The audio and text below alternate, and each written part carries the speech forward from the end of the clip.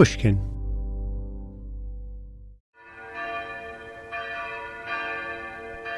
For a charming little town, Schleswig in Germany has a magnificent old cathedral. Parts of the Cathedral of St. Peter date back nearly 900 years, and King Frederick I of Denmark is buried there. Decade after decade, century after century, new parts were added to the building and new artwork. Late in the 1800s, Schleswig became the regional capital, and work began on the restoration of the cathedral's great Gothic frescoes. These pictures were painted on the walls of the cathedral cloisters. They were glorious, but they were fading, flaking, being corroded by 6 centuries of damp. And so the cathedral commissioned a painter, August Olbers, to restore the great medieval paintings. His work began in 1888, and it was widely admired for its beauty and clarity. 5 decades passed, and tastes changed, as tastes do. In 1937, the church authorities decided that August Olbers had done a terrible job. He'd added too much. Repainting rather than carefully revealing and conserving what was there. The new conventional wisdom was that a modern restorer shouldn't add anything to the original work, and in particular, shouldn't fill in the blanks where the original work had disappeared in patches. Olbers had done all that. It was agreed that his work must be removed, and the original medieval art, even if incomplete or damaged, must be revealed. And so, 3 men began the second attempt at restoration. In charge was Professor Ernst Fay, a noted art restorer and a widely admired historian of art. Assisting him was Dietrich Fay, his son. And at the bottom of the pyramid, assisting them both, was a young painter by the name of Lothar Malskat. Fay, and Malskat worked diligently for months, protecting the artwork with scaffolds and tarpaulin, until finally revealing the restored work in all its glory. The critics were astounded and delighted.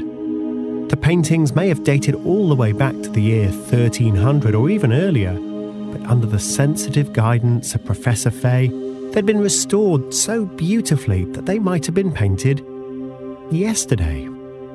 It was a triumph, something for visitors to the Cathedral of St. Peter to marvel at. Although, there was one curious fact about the restored frescoes. A local historian was the first to notice it.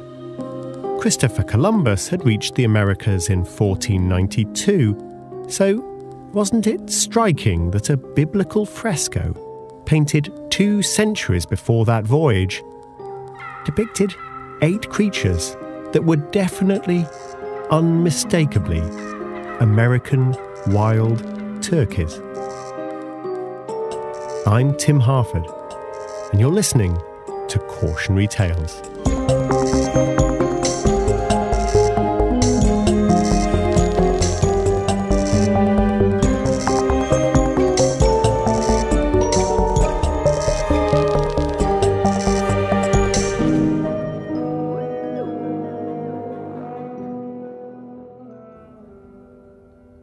If Professor Ernst Fay felt awkward about the presence of those suspiciously anachronistic turkeys, he didn't show it. But then he was a man with powerful friends. Fay was undoubtedly an expert in art history, particularly the history of church frescoes, and he was a skilled artist too. But his most valuable ability was as a networker. In the 1930s, he flattered his way into the circle of Hermann Göring, the most powerful man in Nazi Germany other than Adolf Hitler himself. Göring liked to think of himself as a great connoisseur of art, and loved having men such as Professor Fay to reassure him that he was. Fay's son, Dietrich, learned everything his father had to teach him about the history of art, and the game of securing powerful patrons. Before taking on the restoration of St. Peter's in Schleswig, they'd been kept busy with a string of prestigious commissions to restore paintings across Germany. They could scarcely keep up with the pace of work. It was at this moment, in 1936, that Lothar Malskat had knocked on the door of Ernst Fay's home in Berlin and asked if he was looking for an assistant. Malskat was 23, talented and desperate. He'd studied at the Art Academy of Königsberg, and his professors had been hugely impressed by the range of styles he could execute. One of them called his versatility extraordinary, almost uncanny. But when he'd tried to launch his career as an artist in 1930s Berlin, he'd sunk without trace. Professor Ernst Fay looked Malskat up and down, coolly appraising him as he might have appraised a Flemish still life. Malskat looked hungry. He'd been sleeping on park benches. Professor Fay offered him a job, whitewashing his house. It was a start. Malskat was a quick learner. Under the tutelage of Professor Fay, and with access to Fay's extensive library of ecclesiastical art, Malskat learned more than most people will ever know about restoring church paintings. The duo of Fay and Fay were now a trio, or so it seemed to Malskat. But to Ernst and Dietrich Fay, the hungry homeless guy they'd taken pity on, he'd only ever be the hired help. A year later, Fay and Malskat stood in the cloisters of Schleswig Cathedral and contemplated the work of August Olbers. Olbers, remember, had taken mouldering work from the 1300s and sumptuously restored it, adding paint where the original was thinning and freestyling over the gaps where the original had gone. His work had been admired at the time, but times had changed. Olbers's renovation had to be carefully removed. The medieval work underneath needed to be uncovered and displayed. And so the trio began to scrape away all traces of Olbers's work. Slowly, slowly, slowly. But perhaps Olbers had been careless, or perhaps his successors had been, because when they'd finished, "There's nothing left, Professor Fay," reported a worried Malskat. "Nothing?" "Well, almost nothing. See for yourself." No, this can't be." The paintings were more than 6 centuries old. They were jewels in the crown of German heritage, or at least they had been.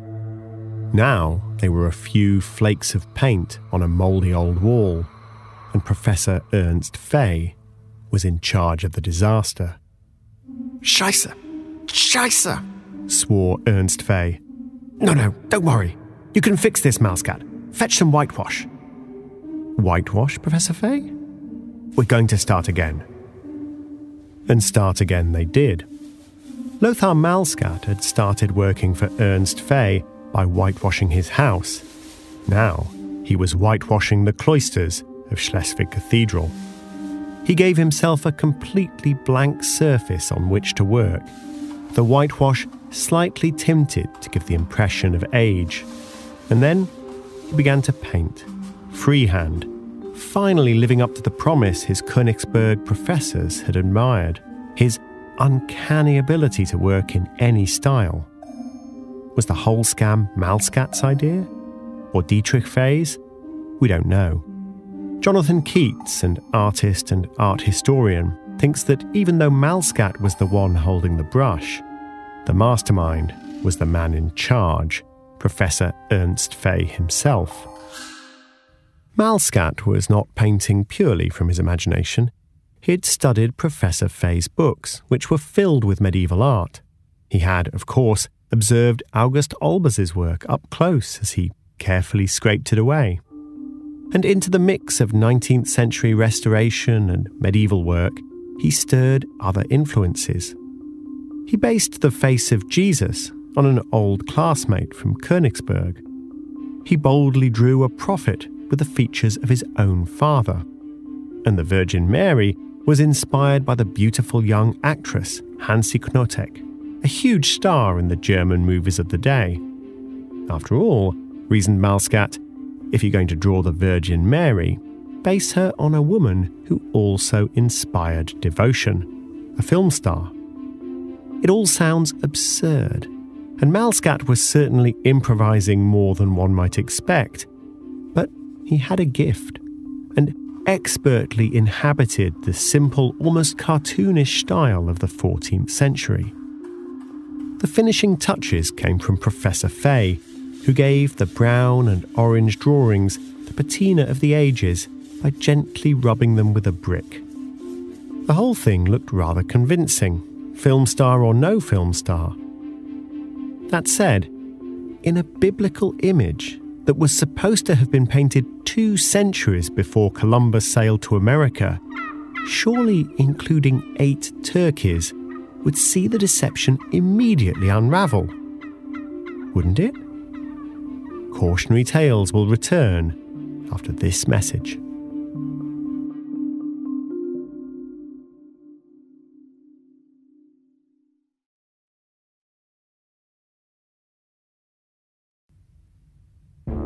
In Nazi Germany, there was really only one possible reaction to the discovery of 8 turkeys on a supposedly medieval fresco. The murals were genuine. It was history that had been faked. The idea had already been circulating that a German explorer named Diedrich Pinning had reached the Americas in 1473, 19 years before Columbus. Although there isn't much evidence that this is true, the theory was enthusiastically endorsed by the Nazi authorities in the 1930s. Now the Schleswig turkeys showed that Pinning hadn't been the first. Here at last was definitive proof that the Aryan race had not only reached the Americas centuries earlier than that swarthy Mediterranean scoundrel Columbus, but they'd returned home with a population of wild turkeys. The theory was ludicrous on its face, but it was almost universally embraced. The Schleswiger Truthanbilder, or Schleswig turkey pictures, should have been an embarrassment. Instead, they were a cause for national celebration. And perhaps that shouldn't be surprising. Germany had become a fascist state, keen to amplify any idea that suggested German greatness, no matter how absurd that idea might be. There were rewards for complicity, and there were punishments for dissent. After all, Professor Fay was responsible for the restoration. Professor Fay was friends with Hermann Goering, and people who upset Hermann Goering had a tendency to disappear. If you had a problem with the turkeys of Schleswig, Hermann Goering had a problem with you. One of the historians who promoted the turkey sketches as vital historical evidence was Professor Alfred Stanger, one of the leading ideologues in Nazi Germany. Stanger declared that the restoration was as restrained as it was careful, which, when you think about it, is true. And that the murals were the last, deepest, final word in German art. Is a lie still a lie when everyone in power agrees to believe it? Yet there was one notable voice raised to expose the lie, the original renovator of the murals. 80-year-old August Olbers was still alive and mightily surprised to hear so many historians building theories off the back of those turkeys. Herr Olbers came forward to declare that the turkeys of Schleswig hadn't been painted in the year 1300. He'd painted some himself in 1889 or so, 4 of them anyway. Olbers had been restoring a mural depicting King Herod's massacre of the innocents, and there was a blank space underneath it, which had once contained medieval work. Olbers decided to add an alternating pattern of foxes and turkeys. It was a visual allegory for King Herod's combination of cunning and greed. But Olbers, remember, had never pretended to be doing anything other than filling in the gaps between the original work. It's what people had wanted back then. As Lothar Malskat had been riffing away, faking medieval frescoes while drawing inspiration from art history books, contemporary film stills, and Olbers's 19th century editions, he must have seen those turkeys and liked them. Not caring, or more likely not realising, that they could never have been in the underlying medieval work. After all, Malskat was an artist, not an ornithologist. Olbers had originally painted 4 turkeys. Malskat's allegedly medieval restoration now contained 8. And now there were 2 awkward facts pointing to the conclusion that Fay, and Malskat were frauds. First, it was perfectly obvious that Aryan Vikings had not brought turkeys back from the Americas in the 1200s. Second, the man who'd originally put those turkeys on the walls of the cloisters of Schleswig Cathedral, August Olbers, was telling everyone exactly what had happened. Yet, given the political context, nobody wanted to listen. Experts queued up to explain that old Herr Olbers was evidently suffering from dementia.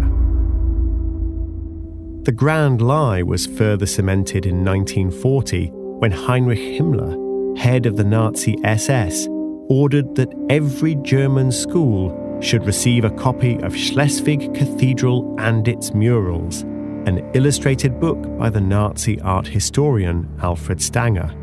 It's quite a book. Stanger notes that the Schleswig figures resemble those from further west and south in Germany. It's proof that Germany is one nation. Malskat had painted them to fit Nazi racial stereotypes. I had to paint the apostles as long-headed Vikings, he said, because one did not want Eastern Roundheads. Malskat evidently knew how to please his audience. Stanger almost purrs with pleasure as he uses the murals to draw a link between the German bloodline and the Vikings. Stanger explains that the unknown painter, working around 1280, displayed astonishing powers of discernment in portraying the turkeys. He had observed and reproduced the creature's individuality and smallest idiosyncrasies. Well, I'll grant this much. They definitely look like turkeys. Stanger added that the portrayals are not, as so often, borrowed from reference books, but are based on a high degree of personal observation. Well, good to know, just in case you'd been thinking that the Vikings had reached the Americas but brought back nothing but an encyclopedia. And just in case there was any doubt about the subtext, a guidebook for tourists visiting the Cathedral of St. Peter in Schleswig explained that Aryan seafarers went to America long before Columbus did. Incidentally, Columbus is the descendant of Spanish Jews from Barcelona. Combine 1 part comical fraud with 1 part fascist ideology, stir well, add a pinch of intimidation, and you have a lie baked in so thoroughly that nobody seems to be able to even imagine the truth. The only comfort, surely, is that such a thing could never happen in a democracy. Or could it? The answer may be less encouraging than we'd like to think. Let me explain. Sunday, March the 29th, 1942. Palm Sunday, in fact. Winston Churchill has grown tired of trying to bomb small and well-defended German factories and has decided to firebomb a civilian population instead. The British choose Lübeck, a beautiful medieval port less than 100 miles away from Schleswig. Lübeck is a soft target, largely undefended, buildings supported by ancient dry wooden beams. The darkness of the blacked-out city unmistakable in contrast with nearby fields dusted with sparkling late-spring frost, and waterways glinting in the light of the full moon. The Royal Air Force come in low. They drop 400 tons of bombs, most of them incendiaries, and the centre of Lübeck burns. Right in the middle of it all is Lübeck's great medieval church, the Marienkirche. The firestorm is so hot that the church bells melt. And yet, after the embers had cooled, came the miracle of Marienkirche. On the walls of the church, huge Gothic frescoes had been exposed. They'd been concealed under centuries of whitewash, but the whitewash had been peeled away in the heat. It was the most astonishing, inspiring discovery. Of course, those frescoes now needed to be preserved by the best experts in Germany. But there was a war on, so Lübeck's authorities put up some temporary roofing and awaited the day that the war ended. That day didn't come for another 3 years. Lothar Malskat had been jobless and penniless at the end of the war, trying to make a living by painting erotic pictures. If the German economy hadn't been wrecked, many young German men killed in the war, and if he hadn't been selling them on the streets, he might have scraped together a living, but he didn't. So, just as he'd done back in the 1930s, he'd gone to the Fay's house in desperation and asked for work. Old Professor Fay had died, but his son Dietrich was the same as ever. The art historian Jonathan Keats says that Dietrich Fay seemed to be the only man in Germany unaffected by the war. He was still wearing expensive suits and still smoking expensive cigarettes. And just as Dietrich's father had done, Fay Jr. treated Malskat as a servant. He set him to work forging paintings by the yard. Chagall, Degas, Gauguin, Matisse, Picasso, Rembrandt, Renoir, Van Gogh. Even working at speed, Malskat could do them all. Not always well, but well enough. And Fay had the connections to convince people to buy. Not that buyers needed much convincing. They were afraid of hyperinflation, which had struck Germany after the previous war, and so they were desperate to find assets that might keep their value. And after so many Jewish connoisseurs had fled Germany or been sent to their deaths in extermination camps, and their art collections had been stolen, it didn't seem strange to find all these paintings floating around. And nobody wanted to ask questions about where they'd come from. Then, in 1948, with post-war Germany finally in a position to contemplate medieval restoration work, the authorities in Lübeck sought out Dietrich Fay, the acclaimed restorer of St. Peter's Cathedral in Schleswig, and asked him to conserve the Marienkirche murals that had been revealed during the firebombing of Lübeck. Dietrich was given 88,000 marks to fund the work. It was a substantial sum. Relative to the wages of the day, something like $200,000 in today's money. Lothar Malskat was still working for Fay on a wage of 3 marks, about $7 per hour. He duly climbed the scaffolding to take a look at the enormous murals. When he returned, he shook his head. There's nothing there, just dust, a shadow of the original. All I have to do is blow on it, and the shadow disappears. Fay and Malskat could see that it would take more than one miracle to restore the frescoes of Marienkirche. Still, they were nothing if not miracle workers, right? And so Lothar Malskat got to work again. And as always, Malskat worked fast. There was a deadline. The 700th anniversary celebrations of the church were approaching. But so quickly did Malskat restore, or rather reimagine, the 14th century frescoes that Fay suggested they keep working. The pair put up some scaffolding in a different part of the church and discovered another wall full of 14th century paintings. Not everyone was happy with what was going on behind that scaffolding. The state curator of art wrote a confidential report suggesting that Dietrich Fay had probably overpainted previous restorations, and a young researcher named Johanna Kolber managed to examine the work at close range and submit her concerns to the city authorities. I regret to report that the overpainting is much too thick. There are also some strange discrepancies. For example, photographs of the fire-damaged church in 1942 show that Mary Magdalene has sandals. In the restored frescoes, she has bare feet. Some of the saints appear to have moved. Dietrich Fay threatened to sue Johanna Kolber. He was a rich and powerful man. She was just a doctoral student. She recanted, saying that she must have misremembered. But more than a faulty memory was required. Anyone examining those wartime photographs of the original frescoes revealed after the fire could see clearly how much Malskat had simply invented. Yet, just as in the 1930s, such doubts were waved away. When the restored paintings were revealed, the response was ecstatic.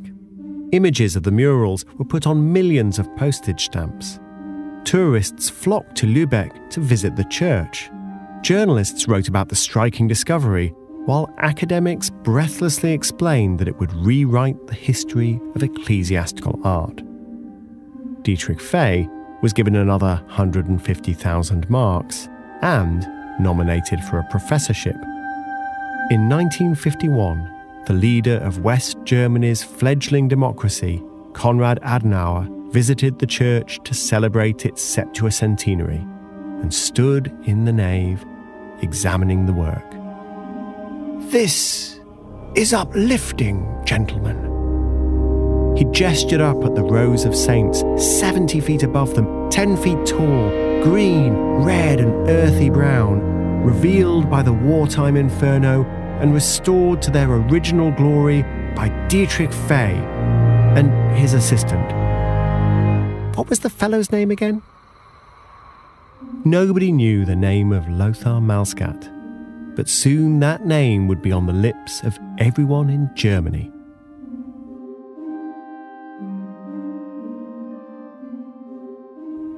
Cautionary Tales will return in a moment.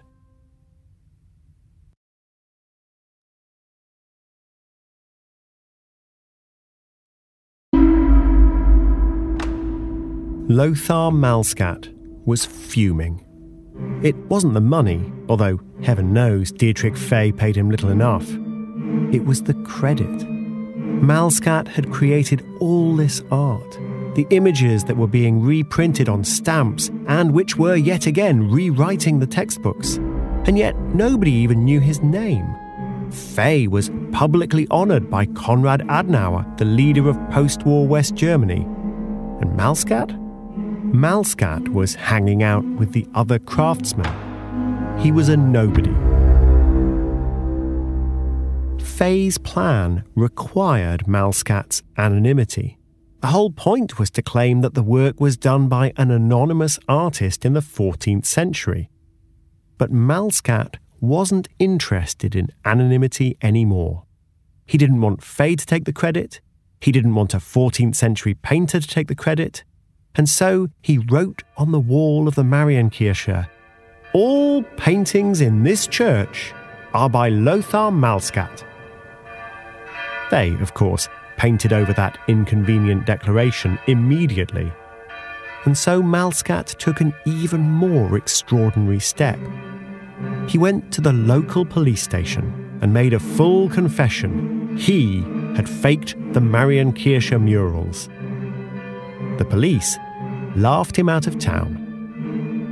Much like August Olbers, the elderly restorer who'd first put turkeys on the walls of Schleswig Cathedral in the late 1800s, Lothar Malskat was explaining to the world exactly what he'd done, and he was being sneered at, demeaned, and disbelieved.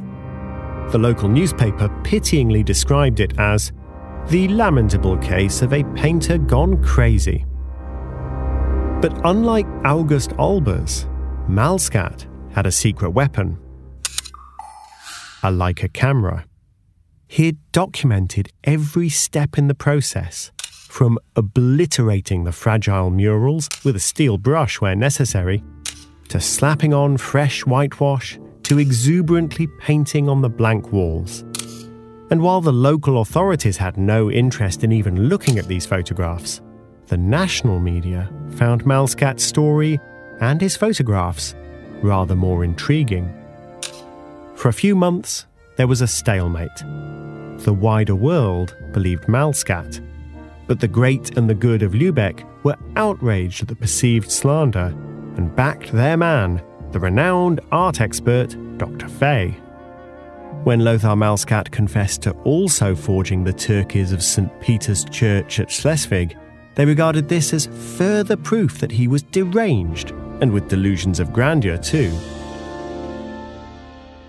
And so, Malskat took the fight to a surreal new level. He sued himself for forgery. Under German law, this forced the police to take action. Malskat's attorney handed over a dossier full of evidence, including accounts of those forged Van Goghs and Rembrandts. When the police searched Dietrich Fay's house, they found several more forgeries. Dietrich Fay was arrested and taken into custody. Within days, an expert commission had been assembled, inspected the Marienkirche, and published a report which agreed with Malskat. None of the medieval remains were visible at all. The modern pictures followed completely new outlines. The 21 figures in the choir are not Gothic, but painted freehand by Malskat.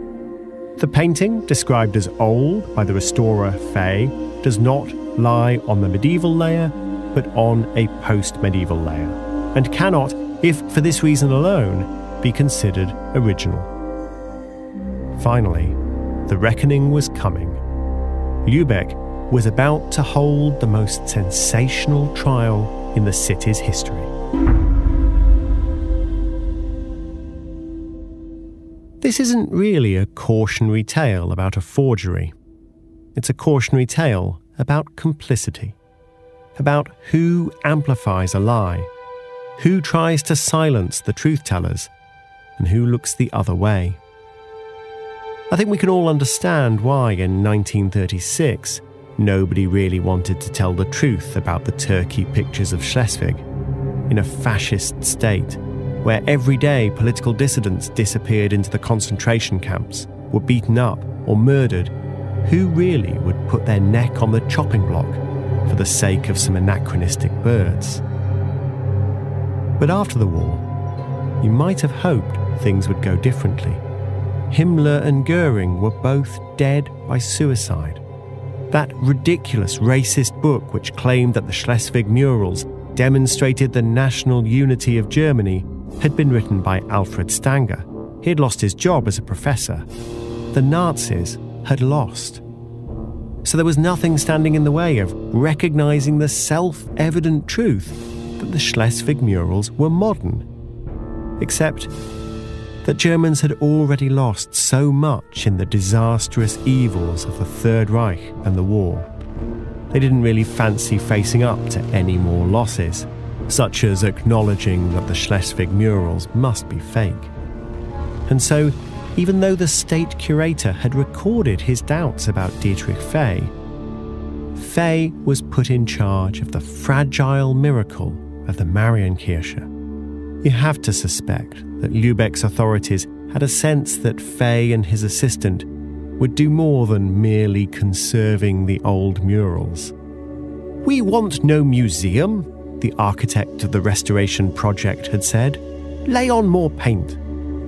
"Paint out the church beautifully," agreed the Bishop of Lübeck, only later to declare that he'd been betrayed by an extremely cunning deception.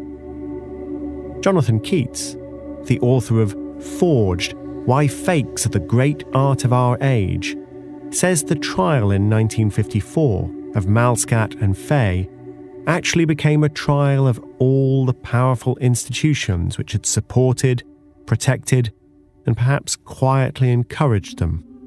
The local newspapers agreed. The real defendants are not the forgers, but the experts and officials who failed to exercise proper care, read the newspaper. They didn't mind being deceived.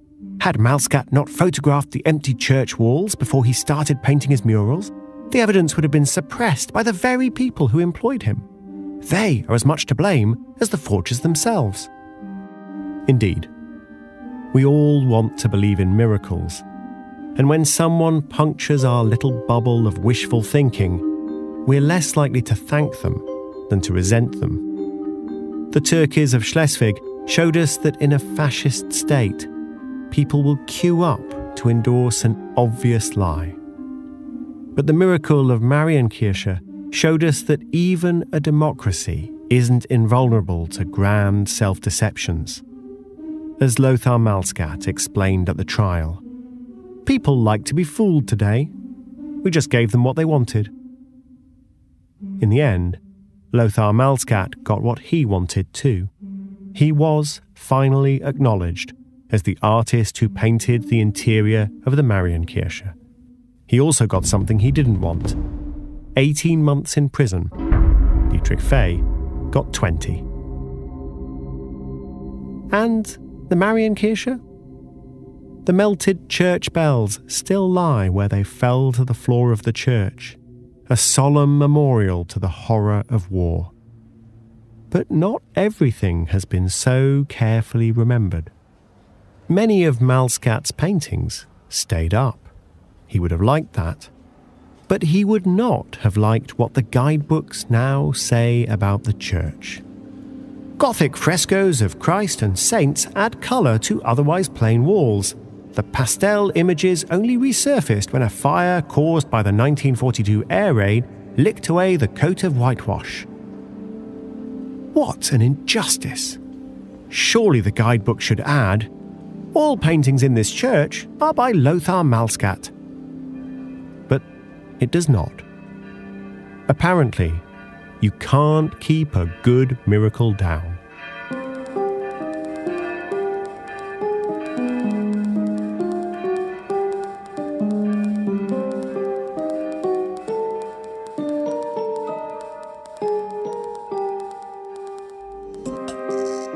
The definitive account of Lothar Malskat's forgery is in Jonathan Keats's book, Forged, Why Fakes Are the Great Art of Our Age.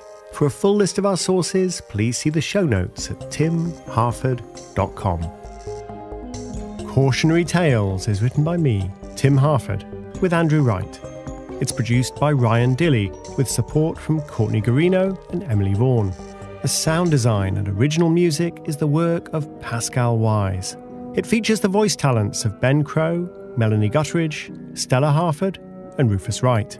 The show also wouldn't have been possible without the work of Mia LaBelle, Jacob Weisberg, Heather Fain, John Schnars, Julia Barton, Carly Migliori, Eric Sandler, Royston Baserve, Maggie Taylor, Nicole Morano, Daniela Lacan, and Maya Koenig.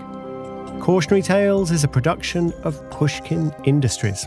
If you like the show, please remember to share, rate, and review. Tell a friend, tell two friends. And if you want to hear the show ads-free and listen to 4 exclusive Cautionary Tales shorts, then sign up for Pushkin Plus on the show page in Apple Podcasts or at pushkin.fm/plus.